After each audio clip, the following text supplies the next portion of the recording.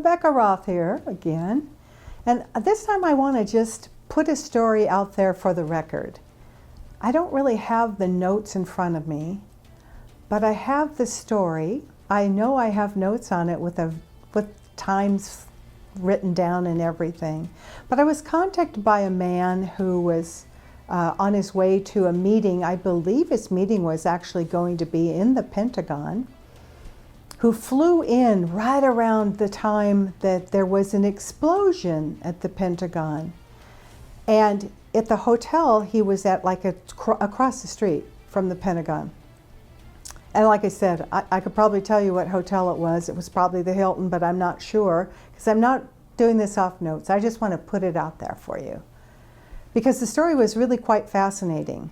He came in, and he was probably one of the last planes to land into one of the airports there. I think he landed in Dulles, actually. And when he got into the hotel lobby, the lobby was full of military officers, high-ranking, some of them. And when he walked by them, he overheard them saying things like there was an explosion, something blew up, some kind of explosion at the Pentagon. But none of them said it was an airplane, which he thought was kind of odd, because the official story ended up being that. He was in transit, so he didn't see any plane hit it, but he did see it burning when he pulled into the cab pulled into the hotel. So he ended up getting a rental car, because things had just escalated. By this time, you know, he had been on a plane, so he didn't know the World Trade Center towers had been hit, supposedly. And so everything was kind of falling apart rapidly. There were instantly no rental cars, so he ended up paying this woman's fee to get her car, because she was trying to turn it in. And it was just a crazy story. And he drove back home, and I can't remember for sure. It might have been Kentucky or someplace, because of, obviously things were falling apart, the airlines, everything was being grounded and all that. The interesting thing was that these military guys that were over in the hotel didn't ever mention an airplane. And since his meeting had been canceled there, and he went home, he worked for a company that was part of the security system at the Pentagon. And so he had been in contact with his boss when all this was going on via phone, and he told his boss, I'm going to try to get a car, and I'm going to drive home because there's no planes taking off and all that. So he goes home, and quite some time later, you know, maybe 2 or 3 weeks later, his boss contacted him, and he said, he set up a meeting to come to the general offices. I want to say it was in Wisconsin, but like I said, I'm just remembering this story. And he went, they sent him a corporate jet to pick him up and flew him to the corporate office. He didn't know what was going on, because it had never been treated this way before. And he was called into a meeting to introduce to 2 gentlemen wearing black suits. And they brought him into a meeting, and they showed him a video, a high definition. He said it was like super high definition, not like the stuff we see. And now you look back at the 9/11 stuff now, and the camera's like, what were they filming through wax paper? I mean, there's just no details compared to the high def stuff we have now. But he said this was super high definition. And these 2 men in black, that's what they were, showed him a video of a missile flying into the Pentagon. And they said to him, is this what you saw? And he was like flabbergasted. He said, I don't know how they understood that I witnessed this, because his boss had told him my employee was at the Pentagon or across the street when it happened. And so this miscommunication brought these men in black in that showed him he didn't know what to say, as probably none of us would. What are you going to say? And so he was like, oh, I'm sure, I think there's been a misunderstanding. Well, after that, now the genie won't go back in the bottle. And so he realized then that these men in black had shown him what actually hit the Pentagon. And now he knew too much. Well, long story short, I remember him telling me that as time went on, he lost his job, couldn't get a job. He was kind of harassed by different government sources, et cetera, et cetera. And I thought that was really interesting because, one, the generals and the high-ranking officers that were in this, at the hotel lobby, they had a phone bank, and he said every over the phone had a military officer in uniform talking about an explosion at the Pentagon. But I'd also heard from another guy who worked in military intelligence on the opposite side of the Pentagon.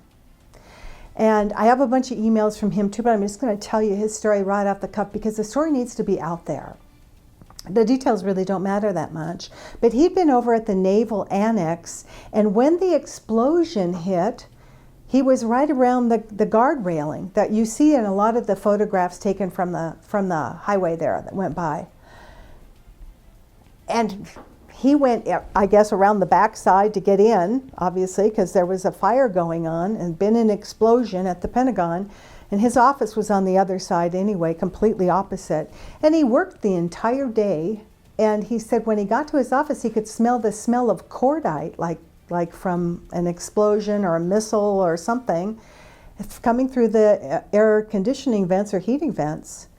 Now, he said to me, this is interesting because he was military intelligence. He didn't ever listen to any television news. Not on the radio, in his car, not on the television. But he went online and saw what supposedly happened that day. And he wanted me to know that he was right there at the guardrail. There was no plane. And so I thought, well, he's just another reinforcement of the Special Forces guy that was also on the lawn. And I remember seeing those guys from the FBI. Some of them were military. And they were all looking down on the ground like they were looking for a contact lens or something. And I'm like, wait a minute now. I studied airplane crashes every year in recurrent training. They're on an aircraft the size of a 757. It's like an old 707. The tail is huge. It's like 124 feet or something. I mean, it's a huge piece. And there's always a tail section left. There's always a tail section. And there was no tail. There was no nothing there. And so everyone, I'll just tell you this on the inside and let this one go. But I just want to get this out. And eventually maybe I'll find my notes and we'll do a more accurate time count for you. But these are just people that contacted me because they knew stuff and they didn't know where to take what they knew, or they experienced something, saw something, and it changed their life and it changed their world, much like this video series is very likely to change mine.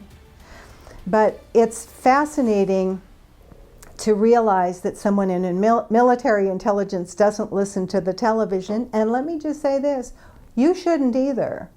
Because obviously, you know, by now you have heard enough of these videos that you know that the media, the FBI, and everyone in our government, from the president on down, have lied to us about what happened that day.